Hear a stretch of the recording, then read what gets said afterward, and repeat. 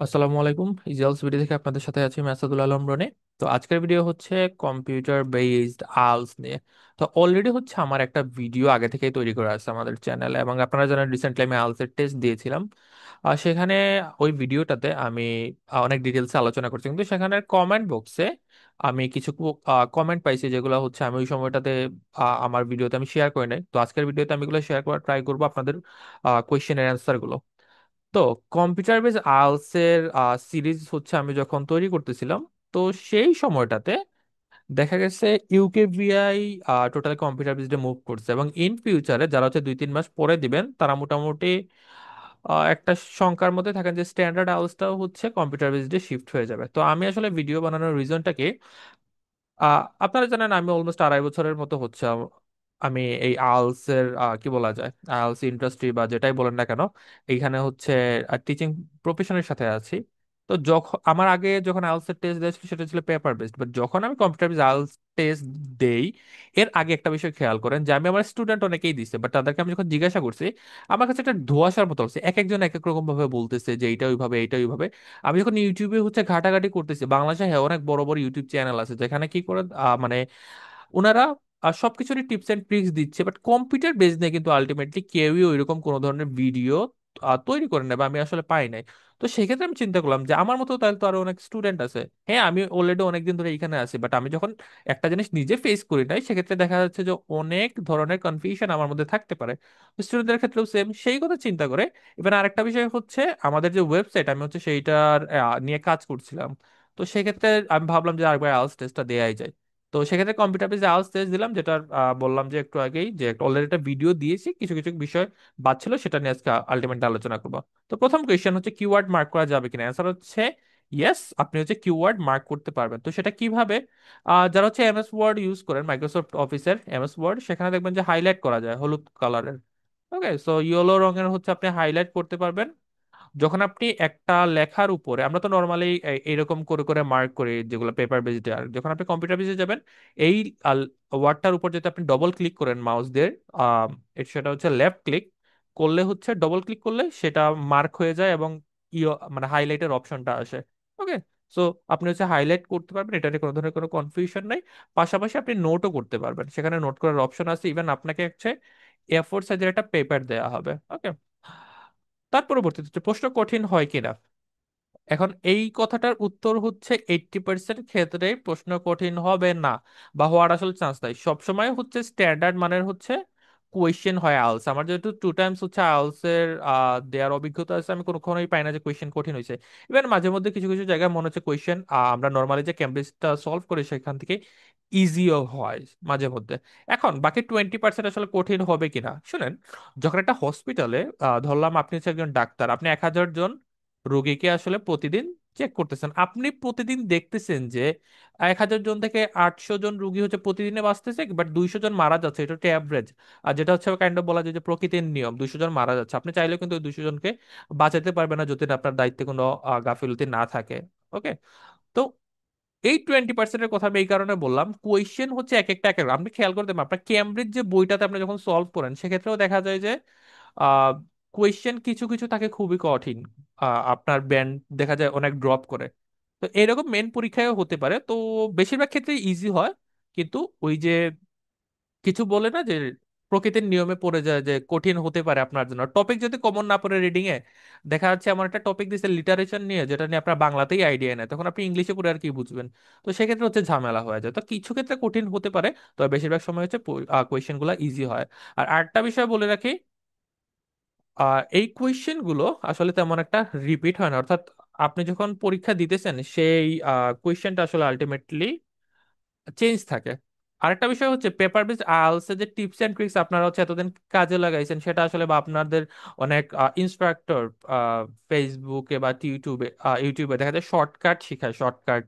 তো একদম শর্টকাটে হচ্ছে আপনি 8 পেয়ে যাবেন, 9 পেয়ে যাবেন, এগুলো যখন শিখায় তখন হচ্ছে আপনারা অনেক টিপস এন্ড ট্রিক্স মুখস্থ করেন। একটা বিষয় খেয়াল করে দেখবেন, বাবার আরেকটা বিষয় হচ্ছে অনেকে হচ্ছে রাইটিং করার সময় বলে যে ম্যাপ ডায়াগ্রাম বাদ দিয়ে দেন, এগুলো হচ্ছে আসে না। শুনেন, আমি কম্পিউটার বেস আইএলটিএস টেস্ট দেওয়ার আগে এই বিষয়টা জানতাম না, বাট যেদিন আমি কম্পিউটার বেস আইএলটিএস এর টেস্টটা দেই সেদিন দেখছি যদি একটা সেন্টারের মধ্যে আমি যেদিন যে জায়গায় টেস্টটা দিছি ওখানে হয়তো 10টা কম্পিউটার ছিল বা 10 জন পরীক্ষার্থী ছিল একই রুমের মধ্যে, সেখানে কারোর সাথে কারো কোয়েশ্চেনের কোনো ধরনের কোনো মিল ছিল না, অর্থাৎ প্রত্যেকের কোয়েশ্চেন সেটটাই হচ্ছে আলাদা। সো আপনি যে টিপস এন্ড ট্রিক্স যেগুলো আসলে পিক করছেন, হতে পারে যে জিনিসটার জন্য আপনি টিপস এন্ড পিক করছেন ওই কোয়েশ্চেন টাইপই আপনার আসতে পারে, কারণ একই ডেটে কোনো ধরনের কোনো প্রেডিকশন, অনেকে হচ্ছে ইউটিউবের মধ্যে প্রেডিকশনের ভিডিও দেন, কি কোয়েশ্চেন আসতে পারে। কম্পিউটার বেজ আপনি যখন দিবেন কোনো প্রেডিকশনে কাজ করবে না, কারণ আলটিমেটলি ওই জায়গাটাতে একজনের কোয়েশ্চেনের সাথে আরেকজনের কোনো মিল নাই। অর্থাৎ লাস্ট টাইম আমি যখন কম্পিউটার বেজ আওয়াজ আমার আসছিল লাইন গ্রাফ, লাইন গ্রাফ হচ্ছে আমার দুইটা আসছিল।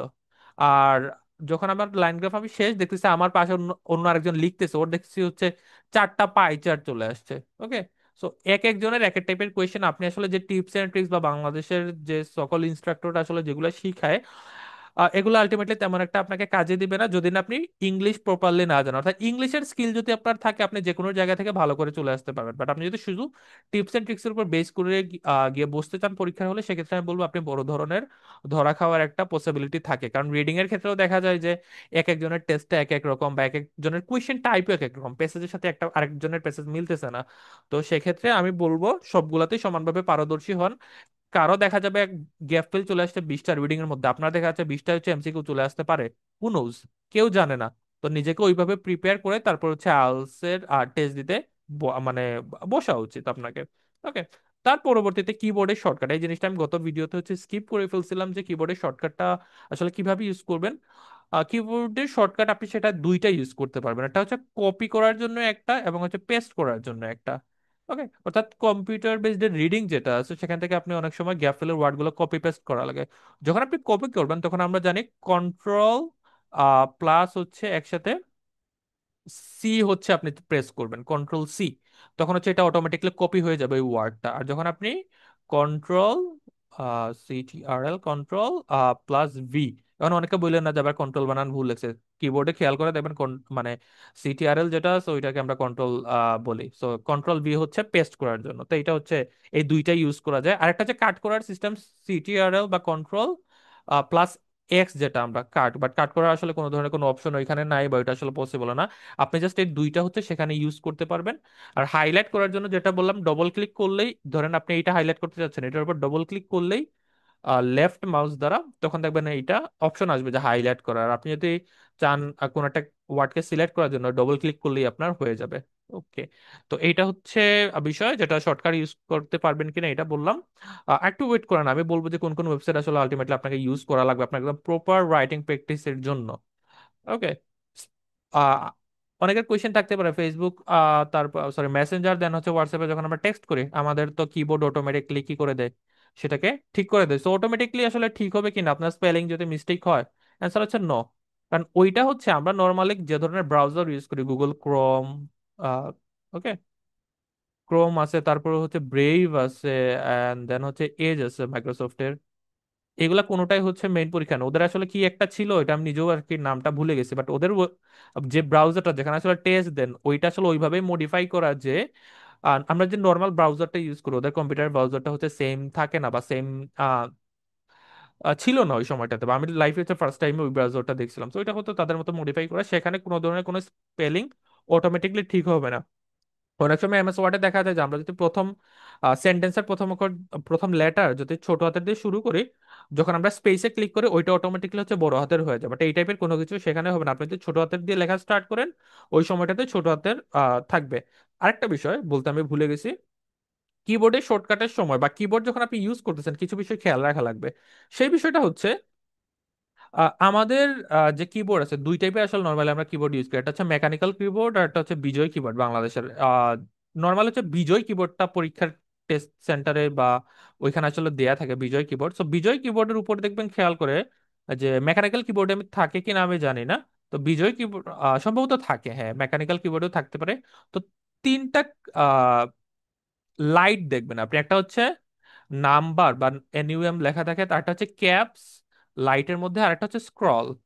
ওকে, তো এই তিনটা হচ্ছে আপনি পাবেন কিবোর্ডের মধ্যে, আপনার কিবোর্ডে আপনি খেয়াল করলে আপনি খেয়াল করবেন যারা হচ্ছে ব্যাংকে জব করেন আমাদের হাত কিবোর্ডের রাইট সাইডে নাম্বার থাকে ক্যালকুলেটরের মতো। সো ওইখানে উপরে দেখবেন নাম্বার লক একটা অপশন থাকে বা নাম লক, এরকম হচ্ছে আপনি লেখা দেখতে পারবেন।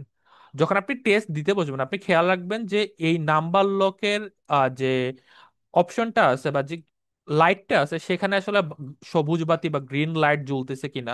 কারণ এটা হচ্ছে খুবই ইম্পর্টেন্ট। যখন আপনি ওইটা জ্বলার মানে হচ্ছে আপনি নাম্বার লকটা অন করা আছে, অর্থাৎ আপনি নাম্বার লিখতে পারবেন যদি এটা অন থাকে। এখন যদি নাম্বার লকের এটা অফ থাকে অর্থাৎ সবুজ বাতি না জ্বলে তখন কিন্তু আপনি ওই কিবোর্ডের ওই অপশনগুলোতে কাজ করবে না। এটা কেন বললাম, লিসেনিং এ আমরা জানি আমাদের পোস্ট কোড লিখা লাগে অনেক সময় 018 PB something something dash dash dash.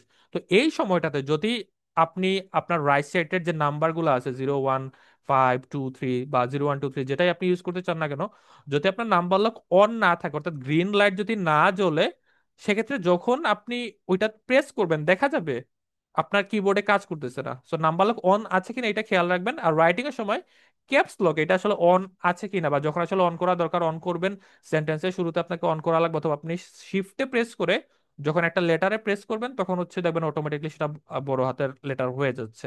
So caps lock and number lock খুবই ইম্পর্টেন্ট। যদি নাম্বার লক আপনি অফ করা থাকে সেক্ষেত্রে আমি বলবো ওই সাইডে যখন আপনি কিবোর্ডে কাজ করবেন দেখবেন যে কাজ করতেছে না।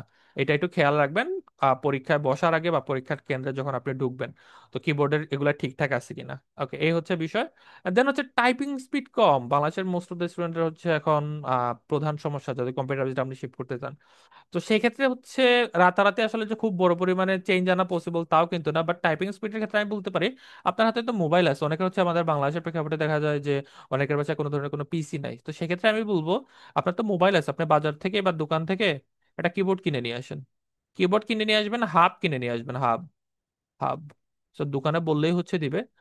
দেন হচ্ছে ইউটিউবে যাবেন, ইউটিউবে গিয়ে সার্চ দিবেন যে কিবোর্ড কিভাবে মোবাইলের সাথে কানেক্ট করা যায়। এটা কেন বললাম, হ্যাঁ ঠিক আছে আপনি আপনাকে আমি এই স্ট্র্যাটেজিতে বলে 100% হচ্ছে একদম টাইপিং স্পিডে বস বানাই দিতে পারবো না, বা আপনাকে কম্পিউটার বেসড আমি ফিল দিতে পারবো না, বাট আপনার টাইপিং স্পিড যে কম, আপনি বাসায় বসে যদি পিসি না থাকে, ল্যাপটপ ডেস্কটপ যেটাই হোক যদি না থাকে, সেক্ষেত্রে আমি বলবো যে মোবাইলে কানেক্ট করেও আপনি কম্পিউটার যে কিবোর্ডটা আছে সেটা আহ, নিয়ে কাজ করতে পারবেন। ওকে, সো ওটিজি ইউজ করতে হবে আপনাকে, ওটিজি কেবল বা ওটিজি এবং হাব ইউজ করা লাগবে।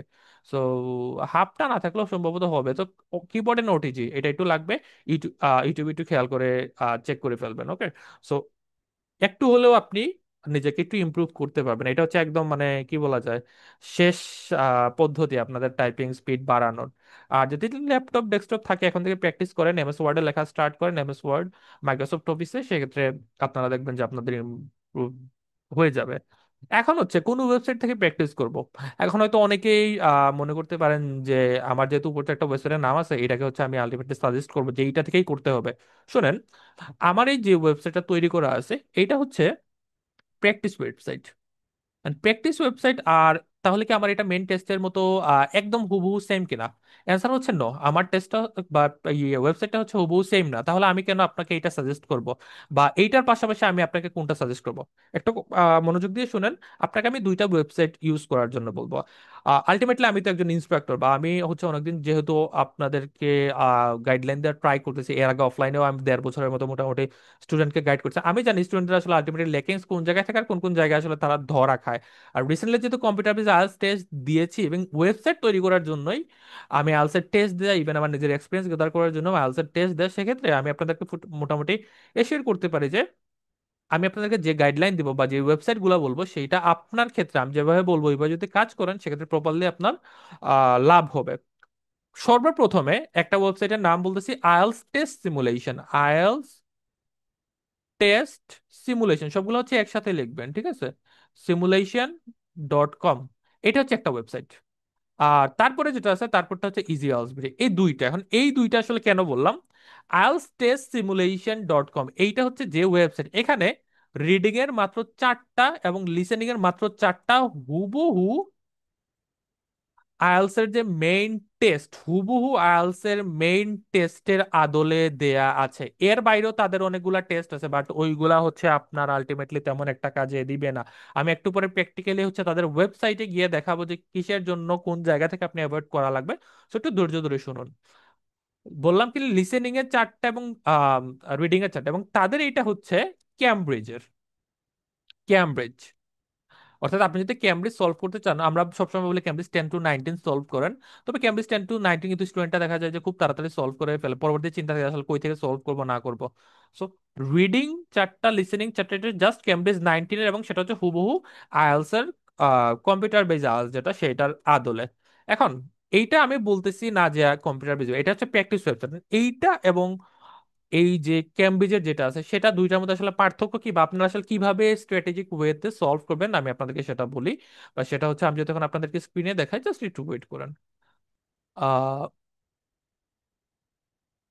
ওকে, সো এখন হচ্ছে দেখতে পারতেছেন যে এইখানে হচ্ছে ইজিআলস বিডির ওয়েবসাইট, আর এখানে হচ্ছে আলস টেস্ট সিমুলেশনের ওয়েবসাইট। এখন এইটা কিসের জন্য বললাম খেয়াল করে দেখেন, আমি লিসেনিং এ সবার প্রথমে আসি। লিসেনিং এ এইরকম হচ্ছে কোয়েশ্চেন, নর্মাল কোয়েশ্চেন গুলো এরকমই থাকে, এবং আপনাকে হচ্ছে কোয়েশ্চেন 2, পার্ট 3, পার্ট 4 এরকম হচ্ছে পাবেন।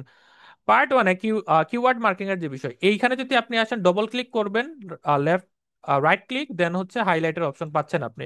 ওকে, সো আমি বললাম যে ক্যামব্রিজে হচ্ছে লিমিটেড কাইন্ড অফ বলা যায় টেস্ট, এর বাইরে বা এর আগে কিন্তু মোটামুটি একটা প্র্যাকটিস করা লাগবে। আমাদের এখানে যখন আপনি আসবেন, আমি কিন্তু কোনো ধরনের কোনো হাইলাইটের অপশন রাখি না। অনেকে কোয়েশ্চেন রাখতে পারেন যে কিসের জন্য আমি হাইলাইটের অপশন রাখি নাই। খুবই ভালোভাবে একটা জিনিস খেয়াল করেন যে আইএলটিএস এর লিসেনিং এ, আইএলটিএস এর মেইন টেস্টে ম্যাচিং, যেটা আমরা তো ম্যাচিং নর্মাল সলভ করছি, ম্যাচিং হচ্ছে খেয়াল করে দেখেন এইটাকে হচ্ছে ড্র্যাগ এন্ড ড্রপ করা লাগে, দেন ড্র্যাগ এন্ড ড্রপ। এই জিনিসটা আপনি খেয়াল করে দেখেন, আমরা কিন্তু সবসময়ই মার্ক করে যে হাইলাইট করার আমাদের অপশনগুলো থাকে, কিন্তু এই সাইডটাতে আমি কোনোভাবে কোনো ধরনের হাইলাইট করতে পারতেছি না। এখন এই ম্যাচিং গুলো যদি আরো বড় হয় বা এইরকমই হয়, স্টুডেন্টরা দেখা যায় যে কিওয়ার্ড মার্ক করতে না পারার কারণে তারা আসলে ভালোভাবে সলভ করতে পারে না, বা এই ম্যাচিং এ আমি নিজেও কিন্তু অনেক পরিমাণে সাফার করছি। আমার দেখবেন অলরেডি ভিডিও দেওয়া যেখানে আমি বলছি যে আমার অন্য সবগুলাই 35টা মধ্যে দেখা যায় 32টা, আবার 35টাও হয়ে যাচ্ছে, বাট এই 5টা 6টার মধ্যে এসে দেখা যাচ্ছে আমার একদম অবস্থা কাহিল হয়ে যাচ্ছে, আমার নিজেরই অবস্থা কাহিল হয়ে যাচ্ছিল যে কোনটা আসলে পড়তে পড়তে উঠে চলে যায়। তো স্ট্র্যাটেজি আসলে চেঞ্জ করা লাগছে যে এইখানে না পড়ে কিভাবে আসলে অ্যান্সার দেওয়া যায়। তো এইখানে যেহেতু মার্ক করা যায় না, স্টুডেন্টদের কিন্তু একটা স্কিলের দরকার আছে যে এইখানে মার্ক না করে কিভাবে আসলে অ্যান্সার পিক করা যায়। এই কারণে এই জায়গাটাতে আমি কোনো ধরনের কিওয়ার্ড মার্ক করা বা হাইলাইট করার অপশন দেই নাই, এবং স্টুডেন্টরা যখন এই জায়গাটাতে, অর্থাৎ এইখানে কিন্তু লিসেনিং এর অলমোস্ট 50টা টেস্ট আছে, এটা আরো ডে বাই ডে বাড়বে। বাংলাদেশের মধ্যে যদি আমি বলি, হ্যাঁ অনেক, বাংলাদেশের মধ্যে বলতে গেলে 3 থেকে 4টা হয়তো প্রতিষ্ঠানের আলস টেস্ট দেওয়ার মতো ওয়েবসাইট আছে, বাট তাদের মধ্যে যদি কম্পেয়ার করি, সবচেয়ে বেশি ওয়েবসাইট কিন্তু আমাদের website, one of the largest বলতে পারেন আমাদের এই ওয়েবসাইটটাকে। সো লিসেনিং এর ক্ষেত্রে আমি কিওয়ার্ড রাখি নাই যাতে আপনাদের এই জায়গাটাতে এসে সমস্যা না হয়। অর্থাৎ স্ট্র্যাটেজিটা কিভাবে আসবে, স্ট্র্যাটেজিটা আপনি নর্মালি হচ্ছে আগে প্র্যাকটিস করবেন, দেন হচ্ছে মেইন টেস্টের ভাইবটা নেবেন। যখন আমরা পড়াশোনা করি আর গিয়ে পরীক্ষা দিই, এক্সামটা আমরা যখন দিই, আগে কিন্তু পড়াশোনা করে দেন হচ্ছে গিয়ে এক্সামটা দিই। সো মেইন টেস্ট কি আপনার এক্সাম, অর্থাৎ মেইন টেস্টের ফিল্ডটা আপনি তখন নেবেন যখন আপনার প্র্যাকটিসটা কমপ্লিট হয়ে যাবে। আশা করি এখন বুঝতে পারতেছেন যে আমি এটা কেন বলতেছি। আগে আপনি এইখান থেকে প্র্যাকটিস করেন, যখন দেখবেন যে আপনার অ্যাকুরেসি চলে আসতেছে, আপনি কিওয়ার্ড না করেই ভালো মার্কিং করতে পারতেছেন বা ভালো মার্ক আনতে পারতেছেন, দ্যাট টাইম আপনি ওইখানে মুভ করেন, ওইখানে মুভ করে দেখেন যে আপনার কয়টা হয়, আপনি হচ্ছে তখন রিয়েল এর ফিল নেন। এবার আমি বলবো যে আমার এই টেস্ট থেকে হচ্ছে ওইখানে আরো ইজি, কিন্তু ওইখানে মাত্র 4টা টেস্ট আছে লিসেনিং এর, যেটা হচ্ছে একদম আইএলটিএস এর মেইন টেস্টের অনুরূপ। ওকে, এখন রিডিং এর বেলায় যদি আসি, রিডিং এর বেলায় আমি যদি আপনাদেরকে দেখাই, রিডিং এর বেলায় অলমোস্ট সেমই, কিছু কিছু জায়গায় চেঞ্জ আছে, যেমন ম্যাচিং এরটা দেখেন, এই জায়গাটাতে ম্যাচিং এইভাবে এইভাবে করা লাগবে, দ্যাটস ইট। হাইলাইটার অপশন যদি আমি বলি, এখানে আপনি হাইলাইট করতে পারতেছেন, সেম জিনিসটাতে এখানেও আমি রাখছি যে আপনারা হাইলাইট করতে পারবেন, কারণ এখানে অনেক বেশি পরিমাণে টেক্সট, যেক্ষেত্রে আপনাদের হাইলাইটের অপশনটা এখানে যদি আমি না দিতাম, সেক্ষেত্রে দেখা যাইতো যে স্টুডেন্টদের ঝামেলা হয়ে যাইতো।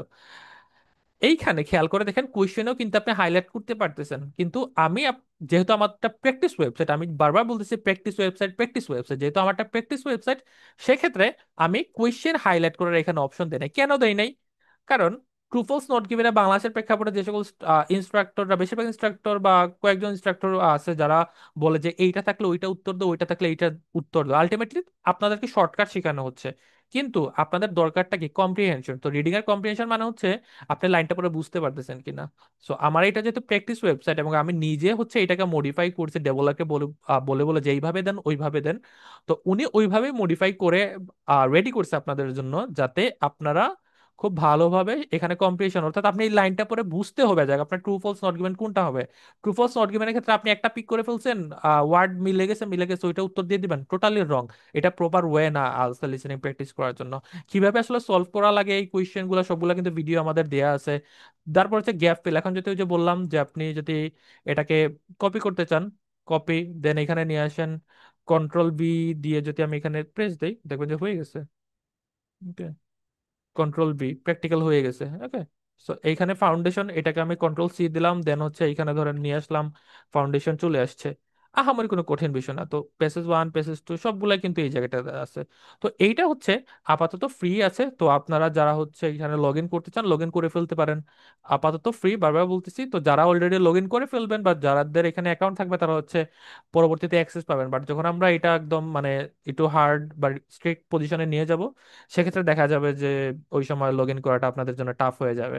ওকে, সো আমরা চাচ্ছি অথেন্টিক ইউজারদের জন্য এটা উন্মুক্ত করে দেওয়ার জন্য। খেয়াল করে দেখেন এখানে আমি অলমোস্ট 60টা রিডিং টেস্ট, 60 রিডিং টেস্ট হচ্ছে আপনাদেরকে সলভ করতে দিয়েছে। এবং এই জায়গাটা খেয়াল করে দেখেন, আমি বললাম না যে প্র্যাকটিস টেস্ট, এইখানে যখন আপনি টেস্ট দিবেন এটা হচ্ছে আইএলটিএস এর মেইন টেস্টের একটা ফিল নেওয়ার জন্য।